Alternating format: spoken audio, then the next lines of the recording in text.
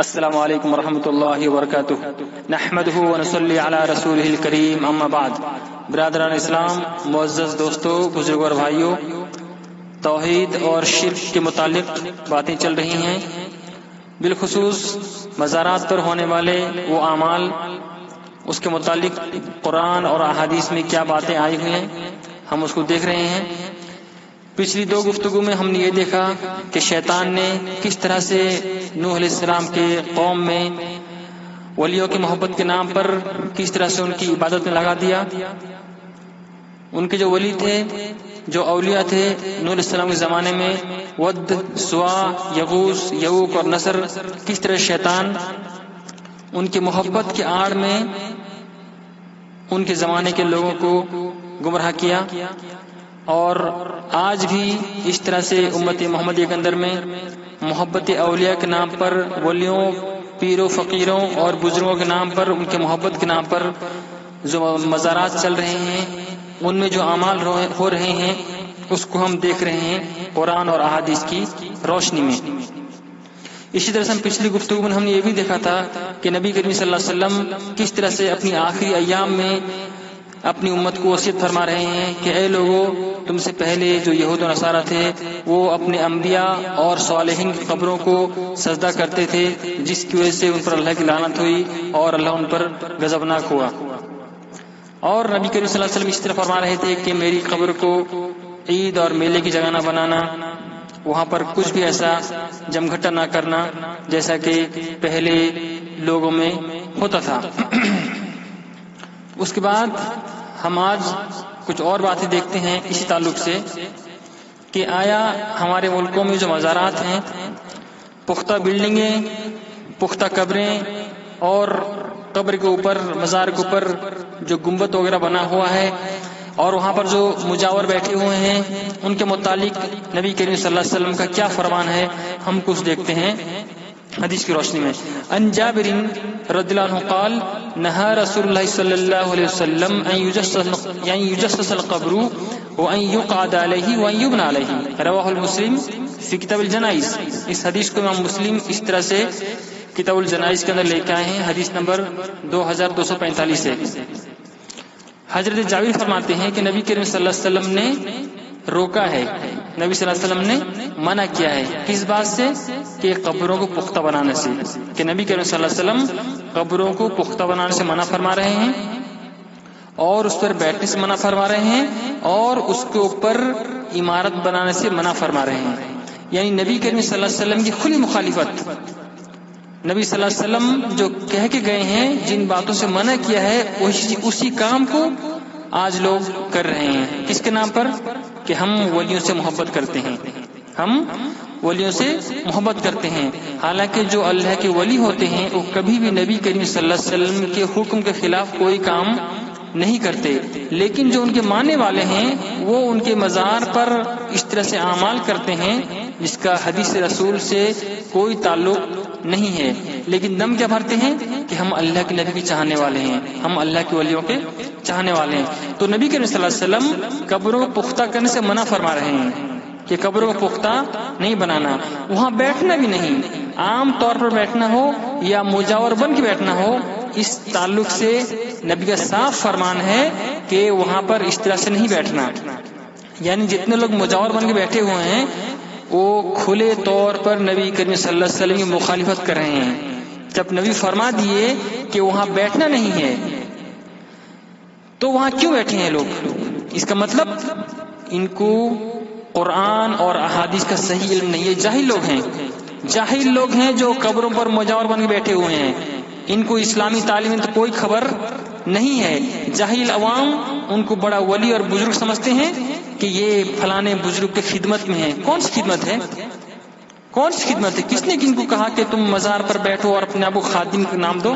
کیا ہے نا، خادم دار ہیں، یہ فلانے مزار کے خادم دار ہیں، لوگوں کے ہاتھ چومتے ہیں، اور جو وہاں کے خادم ہوتے ہیں، جو مجاور ہوتے ہیں، وہ لوگوں کو مور کا پر مارتے رہتے ہیں کہ اس طرح سے تم کو مطلب فیض ملے گا، نعوذ باللہ، اس طرح سے۔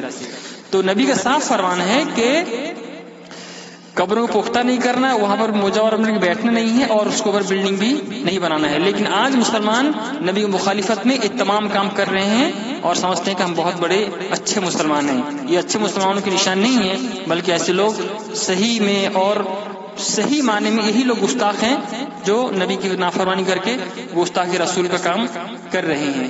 اسی طرح سے جتنے بھی مزارات ہیں وہاں پر جو بزرگ دفن ہیں یا ان کے جو ماننے والے ہیں ان کا اکثر دعویٰ ہوتا ہے کہ ہم علی کے ماننے والے ہیں، امام الاولیاء حضرت علی رضی اللہ عنہ. اور جتنے بزرگ گزرے ہیں خاص طور سے اپنے ملک کے اندر میں، ان میں سے بالخصوص ایک کو نام لیتے ہیں خواجہ معین الدین چشتی رحمۃ اللہ علیہ اجمیری، جو اجمیر میں جن کا مزار ہے. وہاں پر جو دفن ہے خواجہ معین الدین چشتی اجمیری رحمۃ اللہ علیہ، ان کا نسب نامہ ہم دیکھتے ہیں کہ نسب نامہ کیا ہے. ان باتوں کو غور سے سنیں. اس کے بعد میں ایک حدیث پیش کرنے والا ہوں جو اس تعلق سے، اس موضوع کے تعلق سے بہت اہمیت رکھتی ہے. وہ حدیث چنانچہ جو خواجہ معین الدین چشتی رحمۃ اللہ علیہ ان کا نسب نامہ کیا ہے کہ شیخ الزمان محبوب رحمان، شیخ الزمان محبوب الرحمان سلطان الہند حضرت خواجہ سید معین الدین چشتی بن خواجہ غیاث الدین حسن چنجری رحمۃ اللہ علیہ بن سید حسن احمد رحمۃ اللہ علیہ بن سید طاہر رحمۃ اللہ علیہ بن سید عبد العزیز رحمۃ اللہ علیہ بن سید الجاسم رحمۃ اللہ علیہ بن امام مہدی بن امام عسکری بن امام تقی بن امام علی بن موسیٰ رضا بن امام موسیٰ کاظم بن امام جعفر صادق بن امام محمد باقر بن امام زین العابدین بن امام سید الشہداء شہدائے کربلا امام حسین علیہ السلام. یہ علیہ السلام کا لقب کہاں سے ہے معلوم ہے؟ یہ شیعوں سے آیا ہوا ہے. علیہ السلام اکثر لوگ یہی استعمال کرتے ہیں، لیکن عام طور پر جو اہل سنت والجماعت ہیں وہ کیا کہتے ہیں؟ حضرت حسن اور حسین رضی اللہ عنہما، حضرت حسن رضی اللہ عنہ، حضرت حسین رضی اللہ عنہ. جہاں تک یہ علیہ السلام کی بات ہے، اس کو اکثر جو شیعہ حضرات ہوتے ہیں وہ علیہ السلام لگاتے ہیں. بن خلیفہ چہارم شیر خدا حضرت علی المرتضی کرم اللہ وجہہ. ٹھیک ہے، تو جتنے اولیاء آپ کو دیکھنے ملیں گے مزارات پر یا وہاں جو خادم بیٹھے ہوئے ہیں وہ کیا کہتے ہیں کہ وہ اپنا نسب جوڑتے ہیں کن سے؟ حضرت علی سے، کہ ہمارا جو سلسلہ نسب ہے علی تک ملتا ہے. وہ شعر پڑھتے ہیں نا کہ اجمیر کی گلیوں میں ہم نے ولیوں کو ٹہلتے دیکھا ہے، اجمیری گلیوں میں ہم نے ولیوں کو ٹہلتے دیکھا ہے، اور حضرت علی کو ہم نے خواجہ کے مولا علی کو ہم نے خواجہ کے حجر سے نکلتے دیکھا ہے. تو شعر پڑھتے ہیں. آئیے جہاں تک مزار کا تعلق ہے اس کا تعلق جو ہے اس کے متعلق حضرت علی کیا فرماتے ہیں اس کو ہم سن لیتے ہیں حدیث کے روشنی میں. ان ابی الحیاج الاسدی قال قال لی علی بن طالب الا ابعثک علی ما بعثنی علیہ رسول اللہ صلی اللہ علیہ وسلم الا تدع تمثالا الا تمسته ولا قبرا مشرفا الا صبیته. اس حدیث کو امام مسلم ایسے ہی کتاب الجنائز کے اندر میں لے کے آئے ہیں، حدیث نمبر 2243 سے. حضرت ابی الحیاج الاسدی کہتے ہیں کہ مجھے علی نے کہا کہ کیا میں تمہیں اس کام پر نہ بھیج دوں جس کام پر نبی نے مجھ کو بھیجا تھا؟ وہ کام کیا تھا؟ کہ کسی صورت کو مٹائے بغیر نہ چھوڑنا اور کسی بلند قبر کو برابر کیے بغیر نہ چھوڑنا. یعنی حضرت علی ابی الحیاج الاسدی سے کہتے ہیں کہ جو صورت ہے، جو مورتی ہے، جو تصویر ہے، جو فوٹو ہے اس کو مٹا دینا، اور جو پختہ قبریں ہیں اس کو مٹا کے توڑ کے برابر کر دینا. تو جو لوگ اپنا نسب جوڑتے ہیں کہ ہم علی کے ماننے والے ہیں، امام الاولیاء علی ہیں اور ہمارا تعلق ولی سے ہے، تو نبی کے جو داماد تھے حضرت علی، ان کو نبی نے خود بھیجا تھا کہ اے علی جو پختہ قبر نظر آئے اس کو توڑ کے برابر کر دو. تو اگر ان کو ولی سے محبت ہے، جو ولیوں کے امام ہیں علی ہیں، اگر ان سے محبت ہے تو ان کے محبت کے خاطر مزارات کو توڑ دینا چاہیے، مزارات کو توڑ دینا چاہیے. اگر نبی سے صحیح محبت ہے تو کسی مزاور کے لیے یہ لائق نہیں ہے کہ وہ مزاوری کرے یا وہاں پر گنبد بنائے یا مزار کو پختہ بنائے یا وہاں پر قوالی کرے یا وہاں پر دھمال ڈالے یا وہاں پر لنگر جاری کرے یا وہاں پر مرغے بکرے جمع کرے. جب نبی کو خود فرمان ہے کہ مزار کا کوئی حقیقت ہے ہی نہیں، مزار کا کوئی تصور اسلام کے اندر ہے ہی نہیں، تو کیوں بنا کے بیٹھے ہیں لوگ بڑے بڑے اجمیر کلیئر، بہرائچ، کھچوچا، گلبرگہ، کیا ہے یہ؟ وہاں پر جو کچھ حرکت ہو رہے ہیں وہ تو بہت بات کی بات ہے، وہاں مزار بنانے تک کا ثبوت نہیں اسلام کے اندر میں. ان کو کس نے کہا بنانے کے لیے؟